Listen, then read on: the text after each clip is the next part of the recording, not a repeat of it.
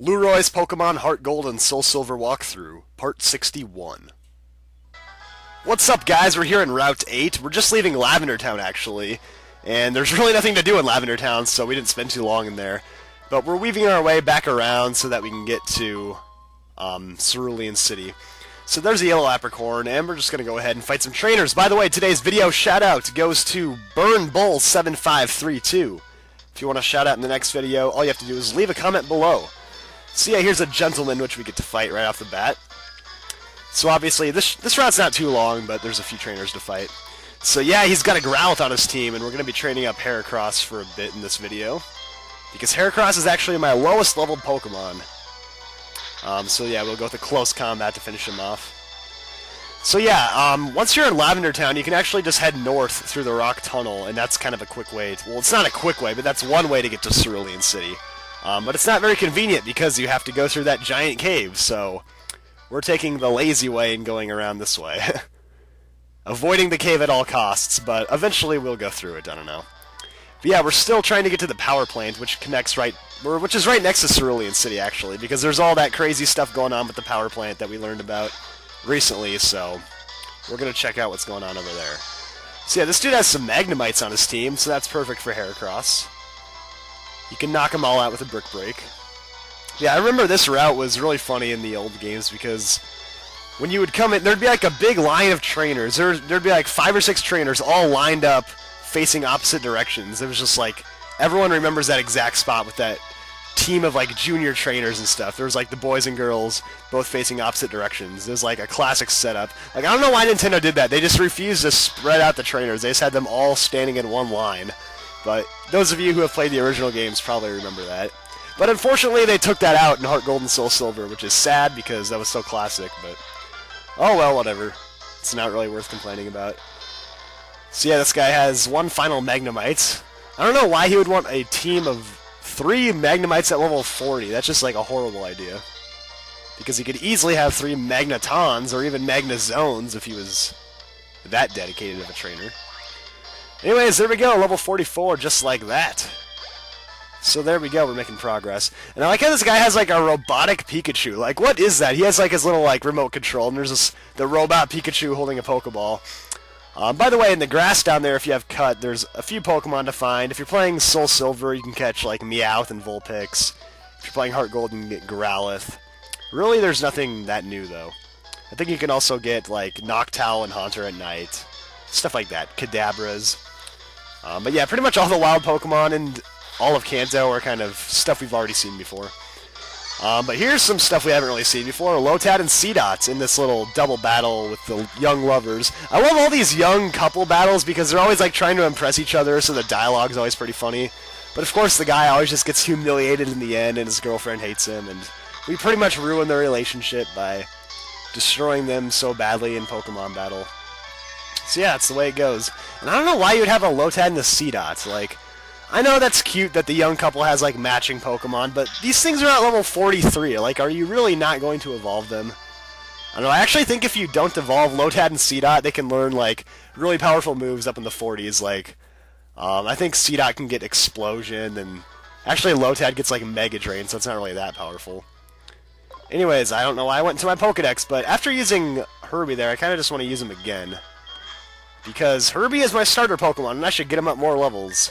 I always like having my original Pokemon be the highest leveled, so quick change of plans here. Heracross got up a level, so that's all fine and dandy, so we're safe to go over to Meganium now. And here's another super nerd with his robotic Pikachu. So is that like a Steel-type Pikachu? I'm confused. If that Pokemon fought in battle, would it be like Electric and Steel? Like a dual-typed Pikachu? That would be awesome. Yeah, this dude just has Grimers on his team, so luckily my Herbie knows Earthquake. Makes my life a whole lot easier. So yeah, Grimer goes down. I don't know why the super nerds always use Grimers. It seems like that's their favorite one of all. And he has a Muck on his team, so actually I'll switch to someone else. To make sure I can knock this thing out easily, I'll go over to Golem. Yeah, I remember in this route in the original games, there was a dude that had like a level 22 Muck on his team. It's like, dude, how do you do that? Muck, like, you don't even get Muck till what is it, level 38? And there's just that one dude who's just like, yep, I have a level 22 Muck. I never will understand how people pull that off in the Pokemon games with their impossibly low-leveled Pokemon. But there we go, we're able to knock that out pretty easily. Because Rocky is, like, built to take down stuff like Muck. Anyways, he likes talking about the train or whatever, but I'm not really too worried about that. So, I don't know why there's just that random sequence of ledges to jump down. Anyways, here's a TM. It's TM41 Torment, a move that prevents your opponent from using the same attack twice in a row. Doesn't have to be an attack, just any move twice in a row. So it's kind of useful in competitive play. It's not really useful, I don't know what I'm talking about. But anyways, I'm going to move up Lantern because, as you can see, we have Bikers, and Bikers are really hard to match up against unless I'm using Lantern. That's the one thing I've learned throughout this game, is that Bikers are really annoying for me to fight. Say, here's Biker Zeke with his coughing, because they always have coughings, and I hate poison types, because my team is not built for matching up against poison types, because I don't have a psychic type, and especially coughings, actually, because coughings have levitate, so Golem is worthless against them. But Lantern does a good job, and Meganium doesn't, so I will use Lantern for these Bikers. So yeah, he just has a bunch of coughings on his team. Coughings are just the worst. Like, I don't know why. If I was in the real world of Pokemon, I would never use a coughing, because I feel like I would get secondhand smoke constantly. Like, I would get lung cancer just for training a freaking coughing. Who would want to do that ever? I mean, seriously. Who would want the worst smelling Pokemon just spewing out gas and toxic, poisonous crap all over the place? Like, why is that appealing to anybody? I don't know, but apparently Bikers love their coughings. So this dude, Biker Harris, has a Flareon on his team. That's something a little different. Wouldn't have expected that, but still easy enough for Lantern to knock out. Now, Flareon, that's the type of Pokemon I would use. If I were in the real world of Pokemon, that is. Because who doesn't like fire foxes? That's just awesome. I've been thinking about that a lot lately, because I don't know if you guys have ever heard of lucid dreams, but apparently you can, like, train your body to control the world around you in dreams.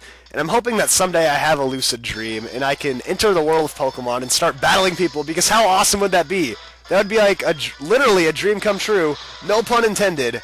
But if I can manage to have a lucid dream, I will enter the world of Pokemon. Actually, if you guys have ever had experiences with lucid dreams, you should let me know in a comment, because it's actually really interesting. There's, like, a lot of science behind it, but it does exist. It's possible. Anyways, here's more coughings, because we know these Bikers love their smoky coughings with all their diseases and poisonous gases.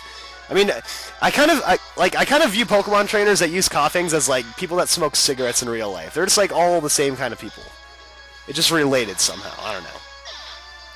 Anyways, yeah, like, I just imagine in the little school of Pokemon, there's, like, all these adults that come in and try to tell kids, like, never train coughings on your team. They're bad for you. And then all those troublemaker kids go out and use coughings when their parents aren't around. It's the same thing. It's the equivalent of smoking cigarettes, using coughings, but whatever. So there we go. See, that's why no one smokes cigarettes in the world of Pokemon, because they just use their dang coughings instead. Anyways, I don't know how I get this off topic, but here we go. We'll finish off this last one here, and that will be that. We'll be done with all these trainers here in Route 8, which is kind of a boring route. Not a whole lot going on. Just a bunch of trainers, and we don't even get the cool line of junior trainers to fight, which was my favorite part about this route in the old games, but whatever. Alright, and once you get to level 47 with Lantern, you try to learn Aqua Ring, but I'm not going to teach it to him. It's one of those moves that just restores a little bit of health every turn, but I don't really think it's worth it, so I'm going to pass. And I love how these big bag thugs, after you beat them, they're just like, sorry. It's like they act like such wimps, even though they look massive and tough and stuff. Anyways, this little path here will go underneath Saffron City into Celadon City. But we already went to Celadon City, so we're not going to worry about that. What we're going to do instead is skip through Saffron and head towards Cerulean. I've been to Saffron before, but I still haven't fought the gym leader, just because I don't want to fight Sabrina yet. She is, like, super powerful, and my team matches up horribly against her. So we're going to save Sabrina for another time. But we are going to head over to Cerulean City. So we're going to have to go through a little short route, Route 5. But once we do that, we will be hopefully getting ready to take on Misty and seeing what's going on at the power plant. So stay tuned. I will see you guys all next time, and we'll continue off from there. I'll see you all in the next video.